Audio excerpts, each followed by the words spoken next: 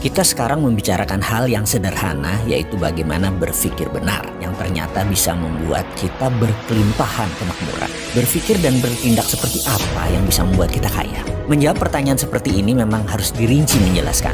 Juga harus memberi contoh ditambah pengalaman. Contoh saja bisa membuat mengerti, tapi tidak merubah apapun.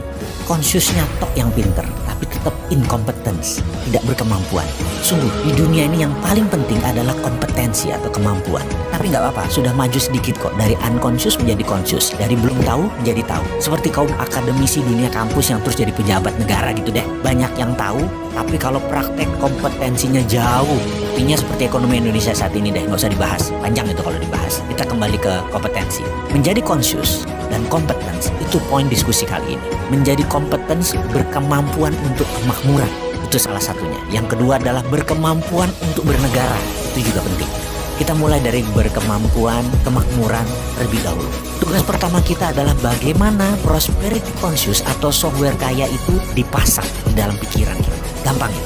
Caranya yaitu kita ubah pengetahuan consciousness tadi menjadi berbentuk objek. Kita harus mampu membuat isi kepala sahabat semua terpasang objek tersebut agar lebih visual. Kita beri ilustrasi sebelum kita masuk ke topik bagaimana memasukkan prosperity conscious ke dalam pikiran. Sebagai contoh dulu ya, misalnya seseorang merokok. Baik, saya ini tidak mengatakan bahwa merokok itu buruk. Saya selalu mengatakan merokok itu baik, tapi tidak merokok itu lebih baik. Jadi teman, perokok tadi ingin berhenti merokok atau quit smoking. Bagaimana caranya? Karena dia sudah melakukan apapun tapi tetap tidak bisa berhenti.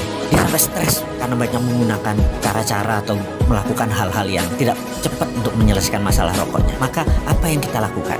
Maka kita sebagai orang yang diminta untuk menghilangkan kebiasaannya merokok adalah harus mengubah objeknya dulu, mengubah database di otak. Sekarang objek dalam pikirannya, merokok itu menyenangkan, nikmat rasanya, dan hal-hal positif lainnya, perasaan dia. Maka kita mengubahnya dengan memberi dia objek baru. Jadi contohnya kita duduk di depannya, kita bawa 2 slof rokok favoritnya 24 bungkus, lalu kita duduk bersamanya. Dia disuruh merokok. Setiap batang habis kita nyalakan lagi ya, batang habis nyalakan lagi, terus aja. Begitu masuk bungkus kelima, dadanya mulai sesak. Dan apa yang harus kita lakukan? Paksa dia merokok terus selama 6 jam ke depan. Sampai 1 slof, 2 slof itu habis tanpa jeda. Matanya pedih, dia bisa menangis, dadanya sesak, sebel dan segala rasa buruk masuk ke dalam dirinya dengan pengalaman baru tadi. Dan kita nggak boleh peduli, mau dia apapun kita harus sadis, kita harus sontoloyo, kita harus kejam sampai dia nggak bisa nafas, sampai sesak, entah dibungkus keberapa. Di saat itulah proses ubah objek tadi. Karena dia ada objek baru masuk ke dalam pikirannya. Di sini teman kita tadi sudah punya pemahaman baru. Dulu merokok itu menyenangkan, sekarang merokok itu nggak enak. Merokok tuh bikin sesak, bikin sakit, bikin trauma. Dan dengan seketika dia pun berhenti merokok. Disinilah seninya kita meletakkan database di kepala seseorang tadi. Merubah objek lama merokok itu enak menjadi merokok itu menjadi tidak enak. Dan dia langsung quit smoking. Keterampilan merubah sesuatu objek baru tersebut dikenal dengan istilah dalam aplikasi psikologi adalah progressive object experience technique. Kita akan masuk mulai dari situ. Jadi sekarang sudah mulai paham kalau anak keranjingan gadget, sudah tahu dong bagaimana solusinya sekarang. Atau kalau suami selalu pulang malam, sudah tahu dong bagaimana mengendalikan suami sekarang. Atau gini deh, kalau istri doyan belanja, sekarang sudah paham bagaimana mengontrol dia kan? Oke, sekarang kita kembali ke cara meletakkan software kaya dalam pikiran kita.